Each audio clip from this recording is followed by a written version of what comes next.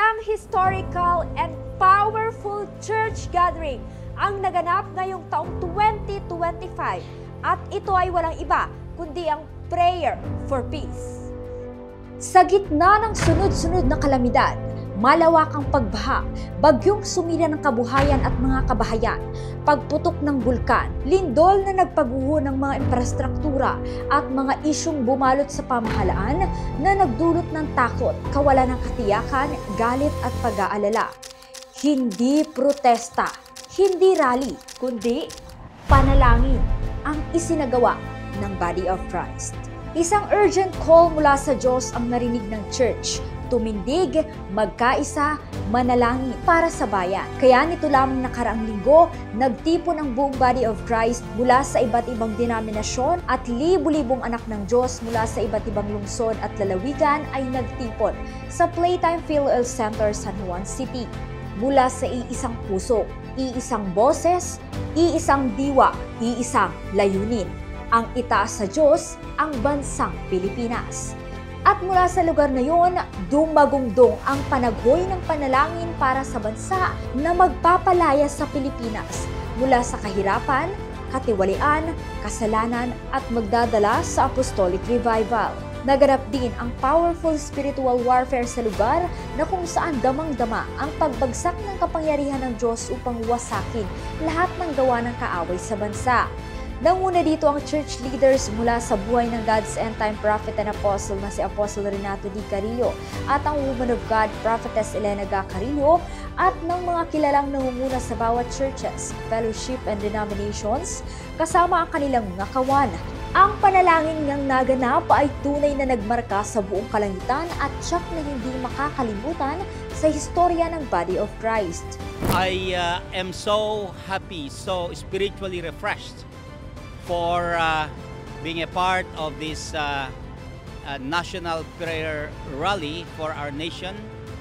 Ako ay humahanga sa ating Apostle Carillo dahil sa tagumpay ng prayer rally na ito for peace for our nation.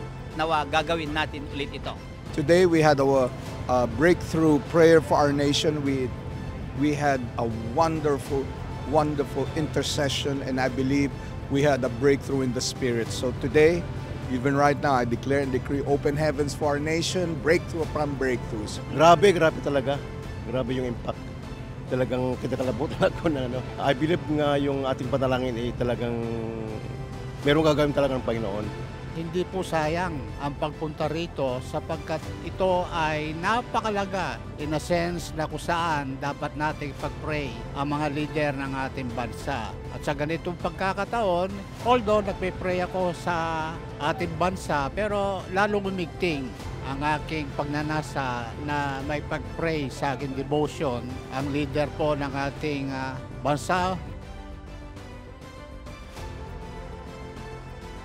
Ako'y nagpapasalamat sa Panginoon dahil alam ko na ang puso ng mga authority o hari man ay nasa kamay ng Diyos at kung saan niya ibaling, doon po ibabaling. Dahil sa malakas na panalangin po kanina, sama-sama narinig ito ng Panginoon, I do believe 100% God will prosper our beloved nation again. Kaya expect it, believe it, sa mga darating pang panahon na makikita natin ang napakagandang bansang Pilipinas. At kasama din po yan sa propesya ni Apostle Carillo. Ang expectation ko po ay naganap. Ano po yun? Na ang Body of Christ ay nagkakaisa para idulog ang ating minamahal na bansa sa paanan ng Diyos. That was so more than great and more than wonderful. Amazing. Kaya salamat sa Panginoon Diyos sa paggamit niya kay Apostol Renato Carillo at Prophetess Elena. Talagang ang pagbuhos ng Panginoon ng kanyang presensya, dama ko talaga. Ako po ay hindi lang anticipation, hindi lang expectation, kundi realization na ang panalangin, a united prayer of God's people is powerful.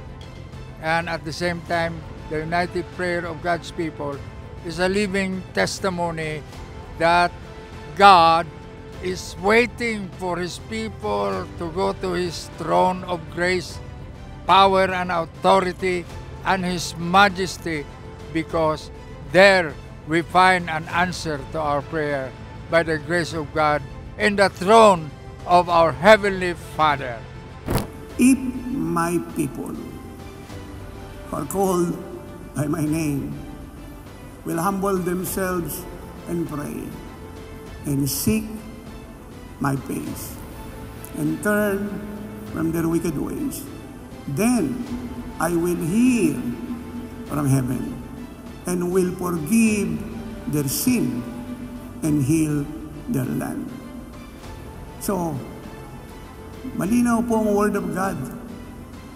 Kaya pong pagalingin ng Diyos ang ating bansa. Kailangang paniwalaan po natin. Hindi po ito statement ng prophet, ito po ay direct word ng Diyos. Siya lang po ang may kapangyarihang kakayahan, kapamahalaan para pagalingin ang ating bansa. Wala na pong iba, siya lang. Tayo po ang susi para ang Pilipinas ay mahil. Tayo ang susi. Hindi po ang presidente, hindi ang vice-presidente, hindi po ang mga senators, hindi ang mga congressman, hindi po ang Korte Suprema, hindi po ang iba't ibang government agencies, hindi ang PNP, hindi ang AFP, hindi po ang mga billionaire. Tayo. Wala ngang ibang susi upang ang Diyos ay makagalaw sa bansang Pilipinas at ito ay kanyang maproteksyonan laban sa lahat ng gawa ng kaaway, maalis sa kahirapan, kasalanan, maging sa katiwalian at maganap ang plano, pangako at propesiya niya sa bansa, kundi ang pananalangin. Ang naganap na walang katulad na panalangin ay nagtuturo din sa church na mabuhay sa walang tigil na pananalangin. May nagaganap ng krisis, sakuna at kaguluhan, wala. Ito din ay nagtuturo upang matutunan ng Body of Christ ang tunay at totoong panalangin umaabot sa trono ng Diyos na siyang babaliktad sa buong Pilipinas patungo sa ating Panginoong Hesukristo. Hindi ito dito nagtatapos. Umpisa pa lamang po ito sa mas dakila, mas maalab at walang tigil na pananalangin sa Body of Christ. A living like Jesus intercession that will save this nation and the nations of the world. Ito si Glyza Bariso para sa Victorious News. Walang kinikilingan, walang halong kasinungalingan, pawang kaligtasan lamang.